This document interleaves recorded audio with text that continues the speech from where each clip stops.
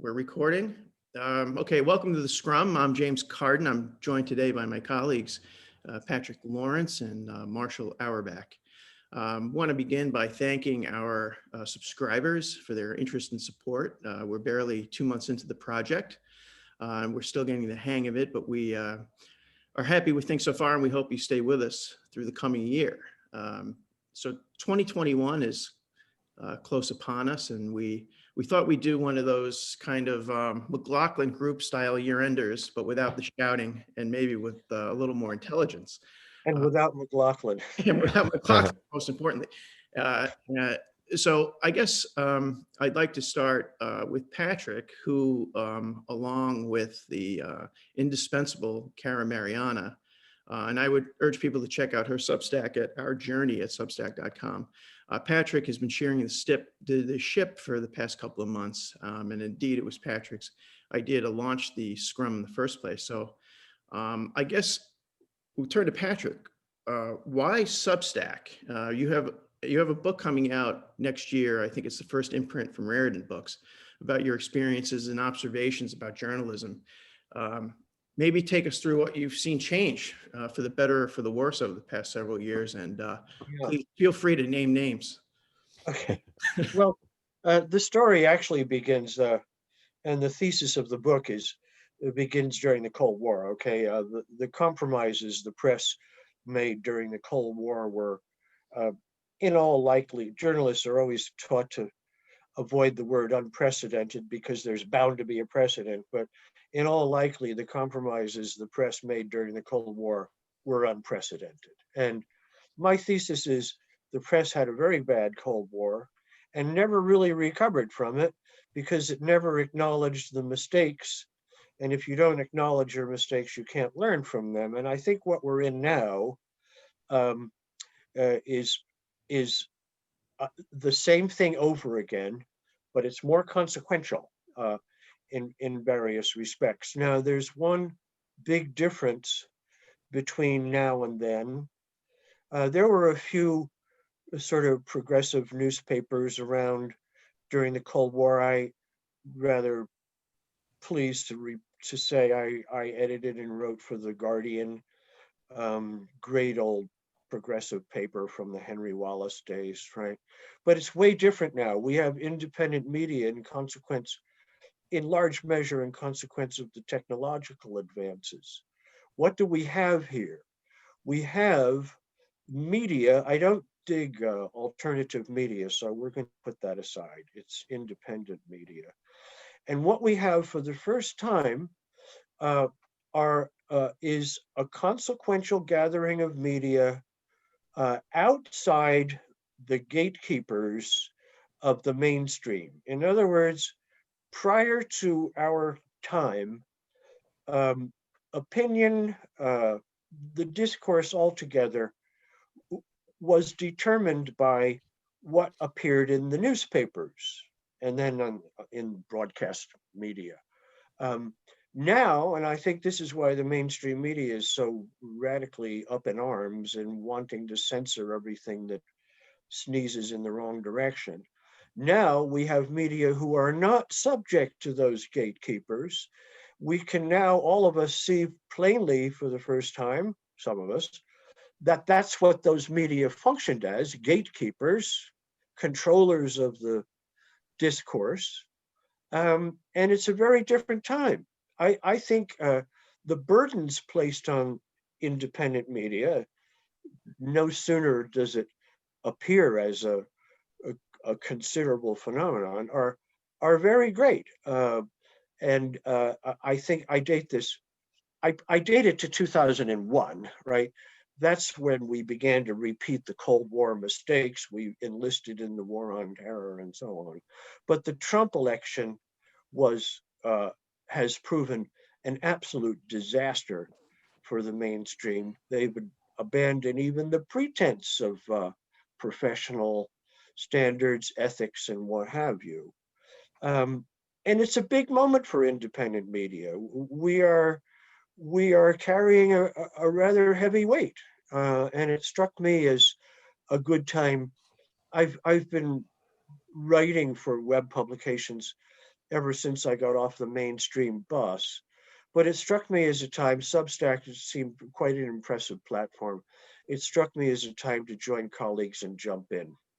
Some people are very upset by this new trend towards Substack. I'm sure you saw the recent article in the New Yorker decrying the fact that people like Greenwald and Taibbi, people with big audiences, have moved to that platform. And I noticed that you've used the word gatekeeper a couple of times.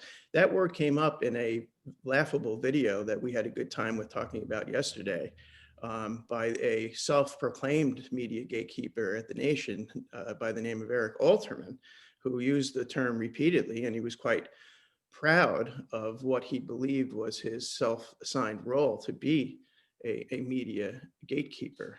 And I think that the fact that he identified so strongly with that word shows what an odious practice that it is. Yeah, I agree. And Alterman, a foolish man.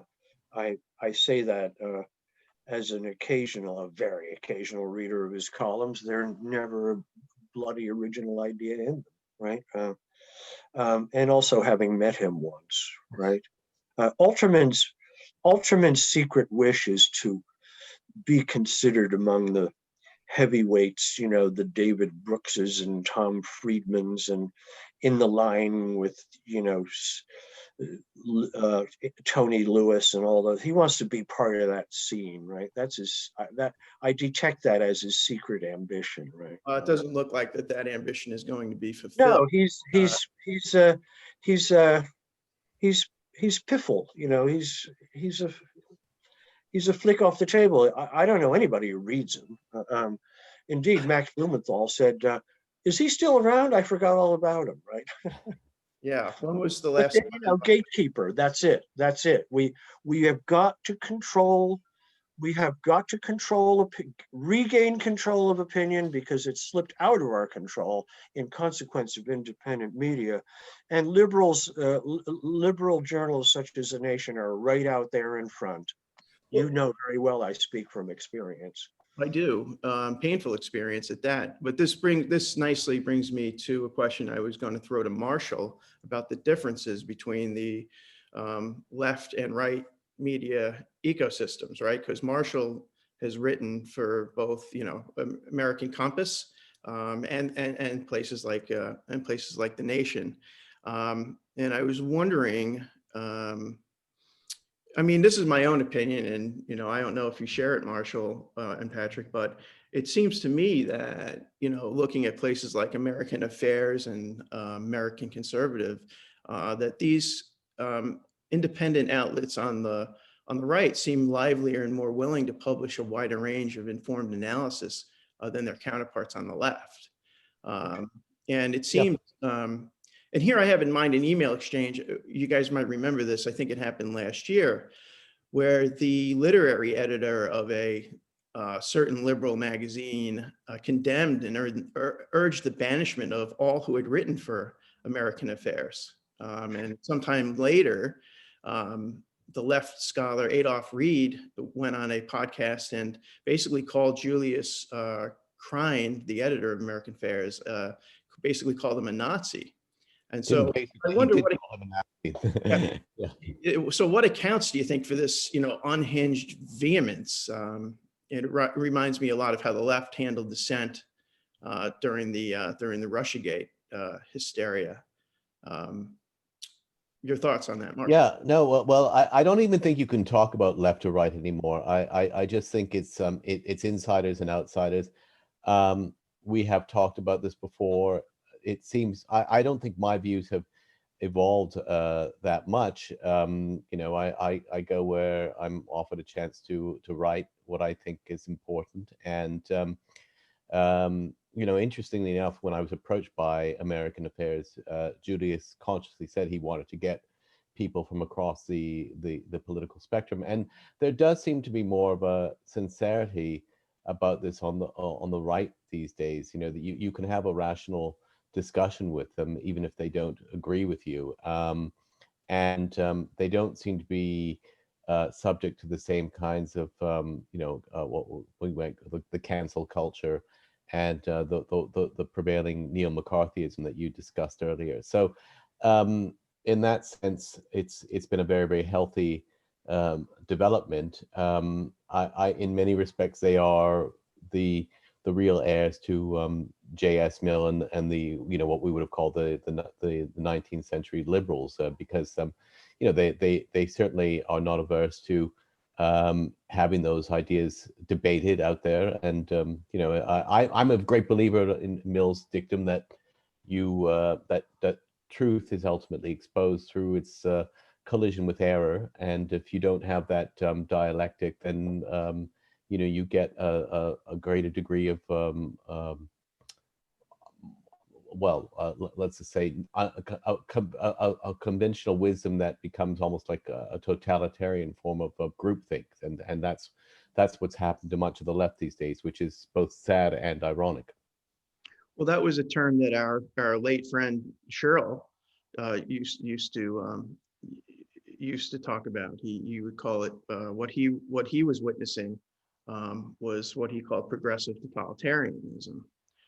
Yes, and our other friend, who was the other, in addition to Cheryl Schweniger, our other friend, Stephen Cohen, both of whom were, I think, we should mention the inspiration for this group that we've got. They were part of it, but when Stephen passed away, I said it was ironic that he had found himself subject to the same kinds of the 21st century equivalents of the Soviet rectification campaigns that he spent many decades of his scholarly life studying in the old Soviet Union.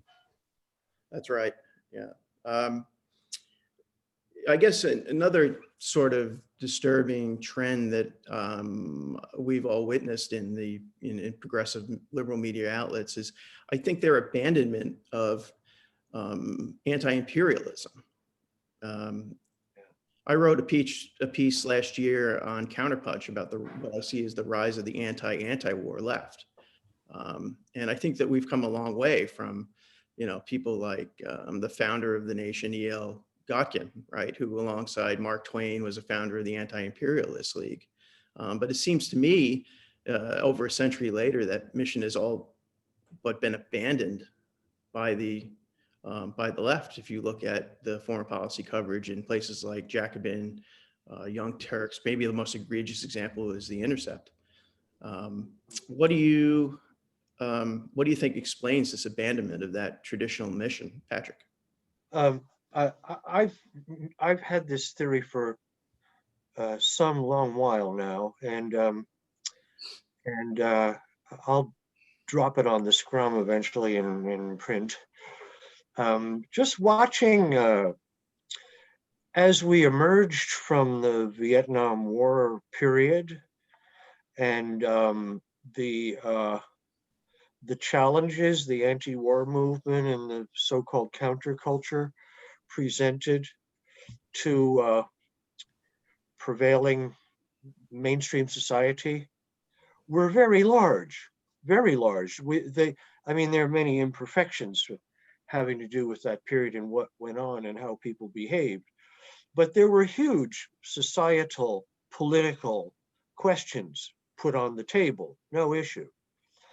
And I watched as the anti-war movement faded in the early to mid 70s.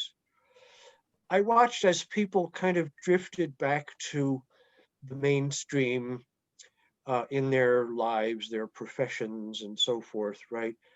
And I thought to myself, what's going on here are the problems, the questions raised are simply too large and daunting for most of us to face, right? They were questions that were going to require us to put our lives on the line and live differently and so to speak, serve different masters, right? Maybe not two cars in the driveway sort of thing, right? And most of us couldn't face it. And I think what we're looking at now is the problem that is too big to address, and that is empire. And I think the taking on empire, the magnitude of it is simply too great for most people to face, because it would take hard work, sacrifice, commitment, integrity, what have you. And I think this is a big reason why most of the left, as you pointed out, it's rather rare. I mean, I mentioned The Guardian earlier, right? The Guardian was quite known for its foreign coverage, right? Wilfred Burchett was their great correspondent, right? There's just no foreign policy among these people. They don't pay attention. And when they do pay attention, they fall in line. And I think it's because it's just too big to handle. I think it's a psychological question as well as a political question. Mhm. Marshall, maybe you have it. No, I agree, and it's been evident for a while. I mean, it was very noteworthy in the early 2000s. So a lot of the cheerleaders for Iraq were what I would call the liberal imperialists like Tony Blair. This notion that you just you may have to smash a few bits of China, but you could remake this part of the world, and that was uncritically accepted on parts of the left. I wouldn't say all of it. And then more recently, of course, it's become tied up with the issue of Trump, who had would express the occasional idea against this consensus. I don't know how deeply it was felt in his case, but it was like any discussion about which queried the prevailing consensus all of a sudden got tied up in this this anti-Trump toxicity, and the feeling was that, well, if Trump's in favor, we've got to be against it, no matter what the actual position was. And so I think that legitimized this this movement that you discussed, and even if it was James and I wrote a piece noting the number of neocons who were gradually joining up and signing on to the Biden campaign and offering considerable amounts of support. And we pointed out that this was this potentially represented a serious threat to a change in American foreign policy, and we were just told to shut up about it, basically. That we would deal with this problem after the election, but that the need to get rid of Trump superseded everything, and that's that had to take precedence to any other consideration. Well, indeed, Marshall, I think that you were scolded on Twitter for appearing to criticize. I highlighted in the hours before the election. I didn't know that you had that much Twitter sway. Yeah, that's right. I thought at this point, if people really are still undecided about how they're going to vote, that's an impressive feat. But yeah, I was literally told that it was Monday, the day before the election. I was told I can express these opinions on Wednesday after the election. Of course, I had to wait a bit longer because we still had it wasn't definitively determined one way or the other for a few weeks. But even that hysteria about how we're going to spend months fighting about this election and it will be unresolved, et cetera, that turned out to be a lot of twaddle, basically. So, hey guys, you want to face forward and do some predicting some 2021 stuff, or yeah, why not? There's more, you have more in the same line, James? Yeah, we can. Why don't we begin with? Should we begin with the Biden team? Okay.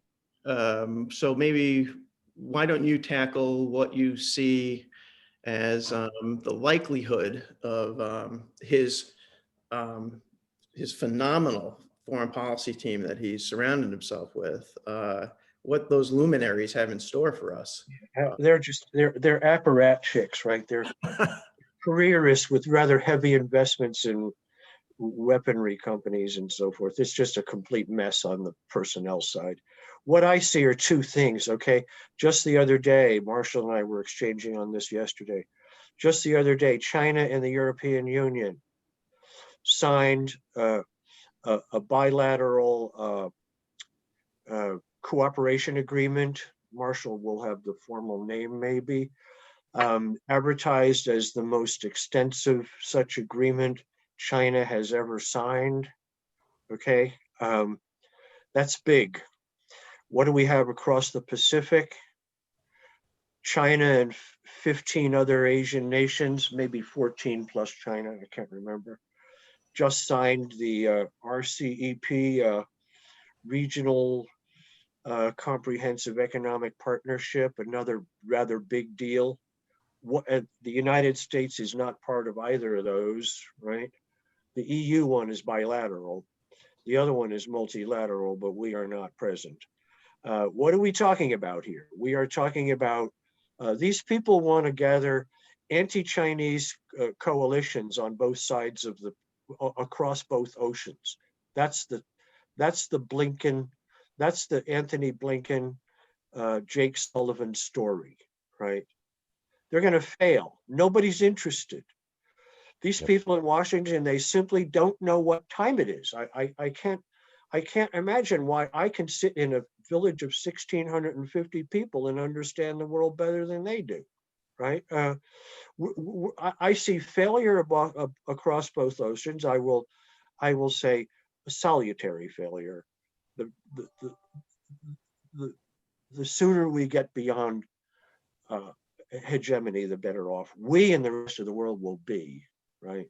So I see the kind of isolation that the Trump administration made quite plain under Trump.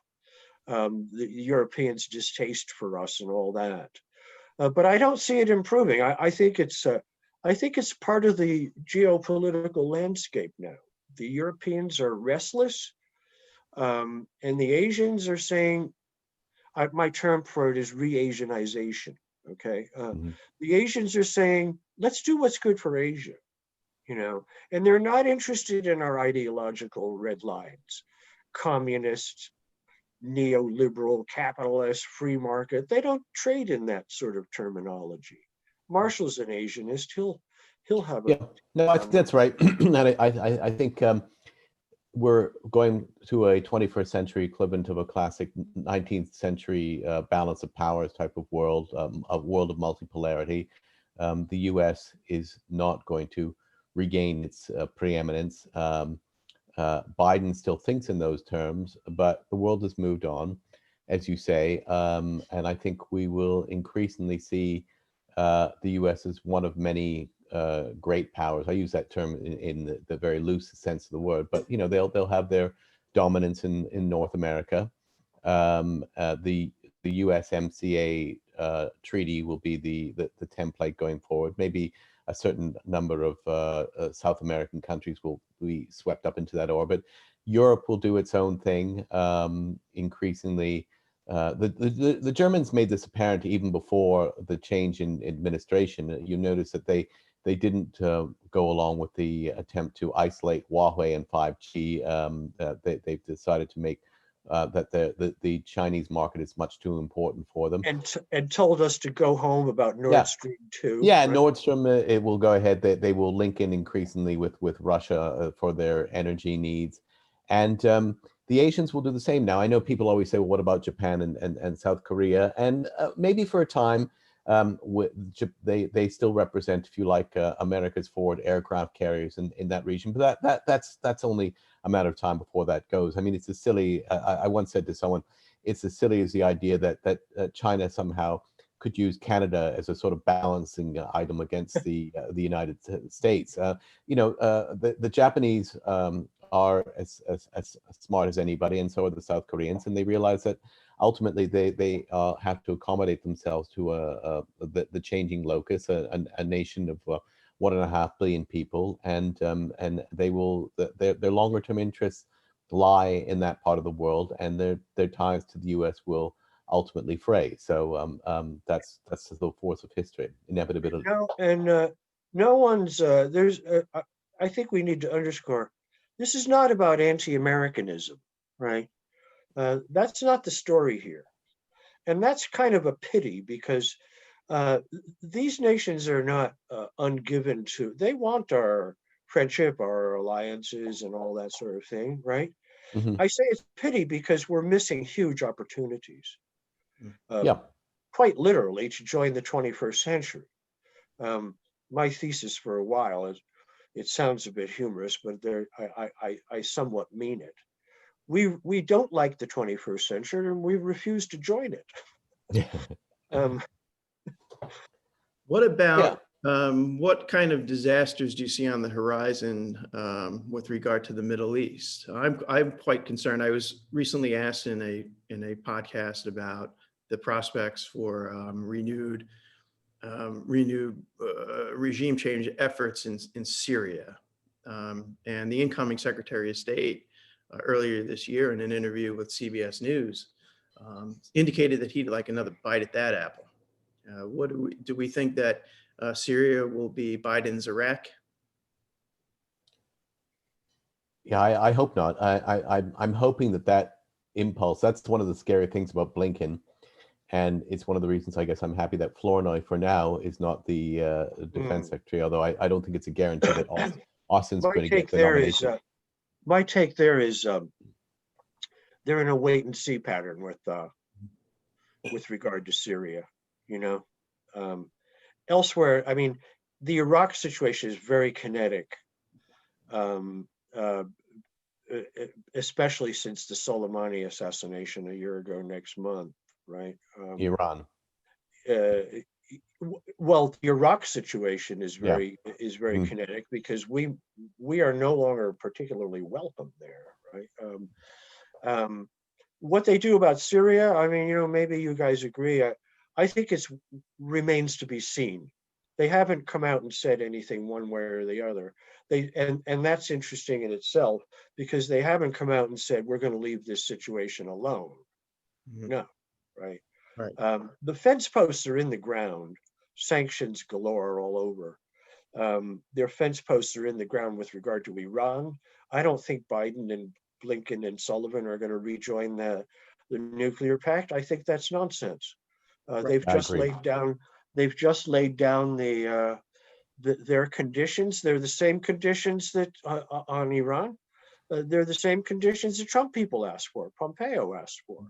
And the key factor here is they can't afford, Biden is too in with the Israelis and the Israeli lobby in Washington. They can't possibly afford to rejoin this agreement. It would be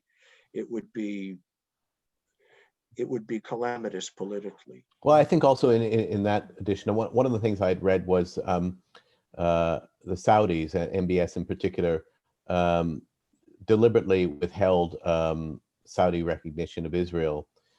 He thought he'd hold that as a carrot for the Biden administration, probably a shrewd calculation on his behalf. But he suggests, you know, there is maybe a quid pro quo that, you know, you don't rejoin that pact and we'll offer you that, we'll dangle a carrot of Saudi Arabia recognition of Israel down the road. That's another possibility.